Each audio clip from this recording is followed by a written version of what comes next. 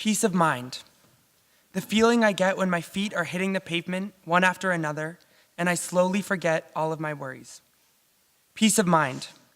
How I feel when I hand in an assignment that I've spent hours on and then suddenly it's out of my hands. Peace of mind. When I was in grade 9, I heard something in a chapel speech that I will never forget. The student giving the speech talked about how he felt that he was a chameleon when he was younger. He explained that this term doesn't just refer to the color-changing lizard. It refers to someone who changes their behavior and personality based on who they are around at the time. A chameleon would act differently around certain people than they would around others.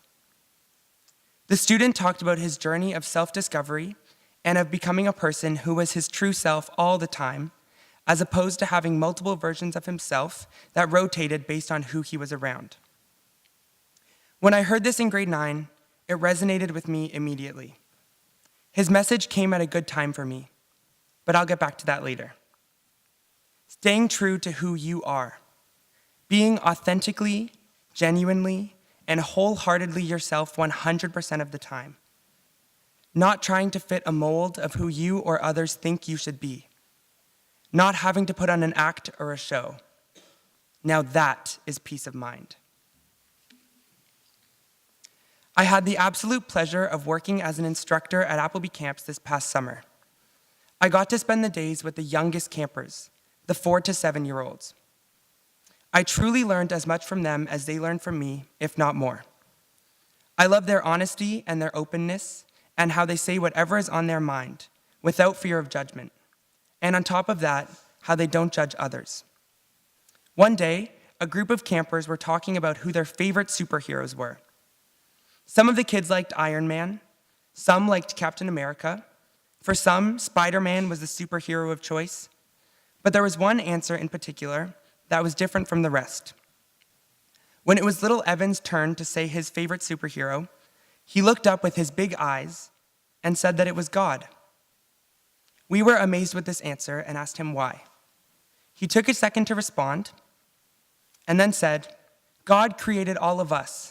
And that's the best superpower ever. Kids have an ability to see things from a fresh perspective. They express themselves openly and honestly without trying to say what they think others want to hear. Evan didn't feel pressured to choose a character from a Marvel comic book. He answered the question authentically. At what point do we start becoming self-conscious and worried about what other people think? 5-year-old Evan had no fear of judgment, so why do we? As we get older, many of us strive to fit a certain mold. Some deviate from their true selves for others because their families or friends expect them to be a certain way. Some do it to conform to social norms. Others do it to attract and fit in with a certain group of people. Now, back to the chapel speech I heard in grade 9. It came at a time when one of my biggest fears was the very topic of his speech. When I was a little kid, I was just like Evan. I was fearlessly myself. This continued into middle school at Appleby. Then, in grade 9, I noticed that I was beginning to feel some inhibitions. I became more cognizant of what other people might be thinking. I was more self-conscious.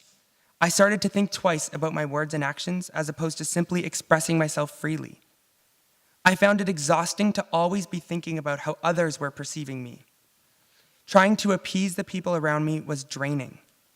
I wasn't as happy as I had been before. The student's chapel speech came at the right time for me. I was so worried that I was slowly becoming someone other than my true self, and hearing his words forced me to confront this fear.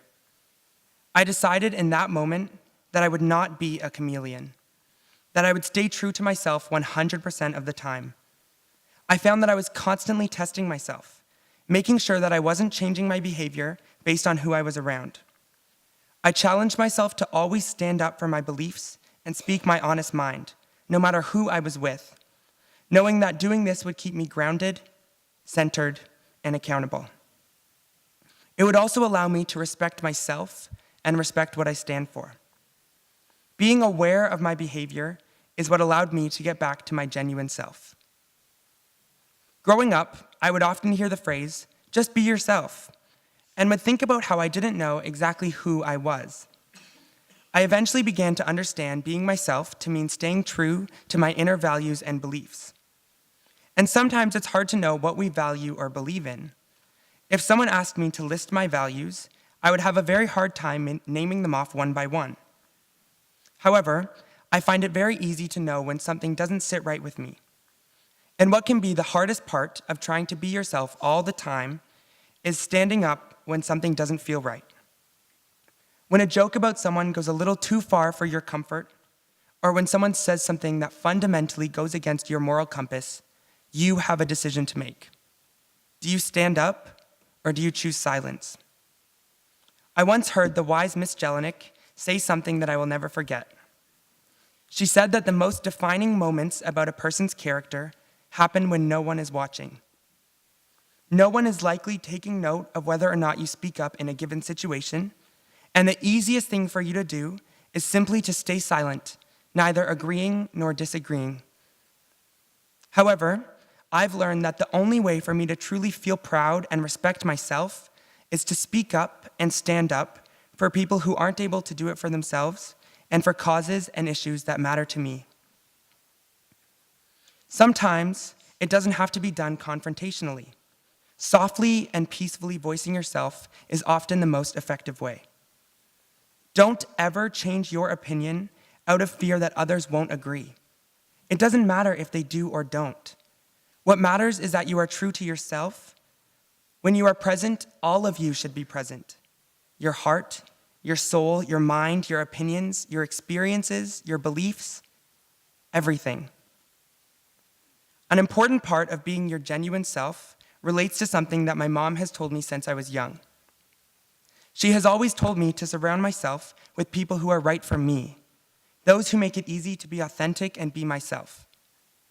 Motivational speaker Jim Rohn once famously said, "You are the average of the 5 people you spend the most time with. So choose wisely. Spend your time with people who bring out the best in you, people who genuinely care about you, people who don't expect you to be someone you aren't, and people who never judge you."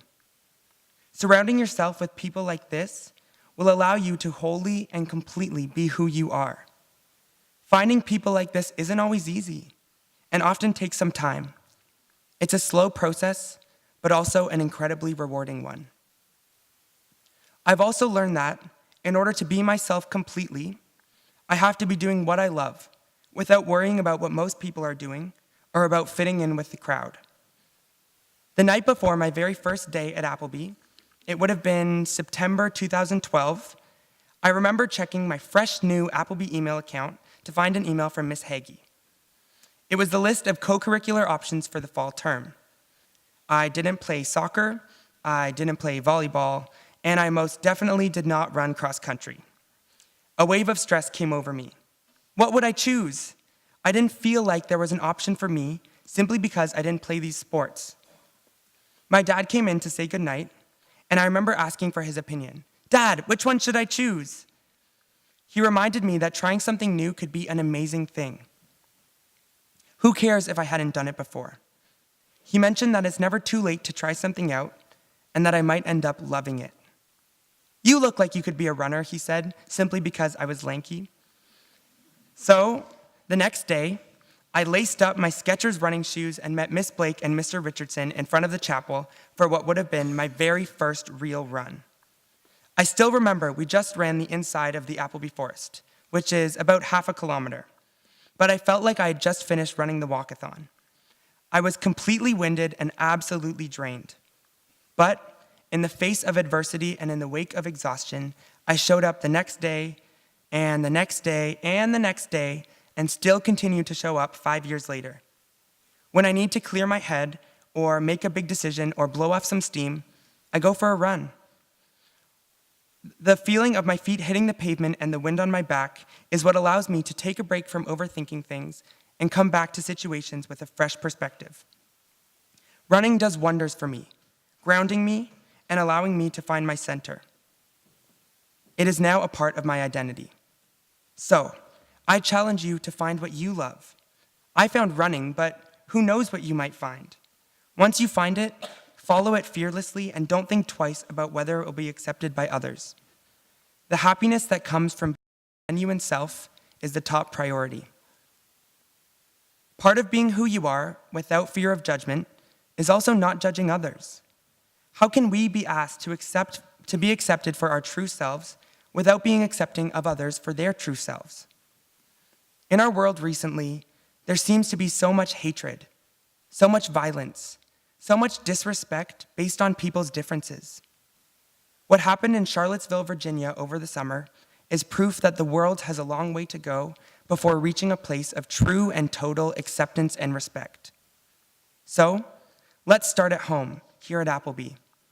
In light of the tension and conflict in today's world, we can respond as a community by accepting, respecting, and embracing one another for who we truly are. We can show the world that there is no room for prejudice, exclusion, and hatred. We can't let labels divide us. At Appleby, I feel so blessed to be surrounded by people with such incredible and diverse backgrounds and experiences. We can learn from each other, learn to embrace our differences and what makes us unique. Our diversity makes us stronger. When I think about authenticity and being genuine, I think about Nelson Mandela and Martin Luther King Jr. I also think about the activists in our world today, fighting tirelessly for what they believe in. I think about Appleby Spirit Days, the blue, green, red, yellow, and silver. I think about my friends and my family, who always embrace me with open arms. I think about my grandmother, who, at the age of 90, still pulls the weeds from her garden and cooks huge meals for the family. I think about my sister Sydney, whose laugh fills whatever room she's in, no matter how big the room. Being your genuine self and wholeheartedly accepting others go hand in hand. This means being comfortable with who you are and not being afraid of what others may think. It means doing what you love, being kind to everyone equally, smiling in the hallways and giving words of encouragement to peers. It's about how you treat the people around you. It's about the day-to-day. So, go the extra mile to reach out. Look outside of yourself. Care about others fearlessly. Invest yourself in the lives of others. Take an interest. Ask questions. Build relationships with everyone around you. Make time for the people in your life, and be your genuine self 24/7. So, with this, I challenge each and every one of you. Find the right people. Do what you love. Find yourself. Hold on to who you are and never, ever let go. Appleby, let's keep it real.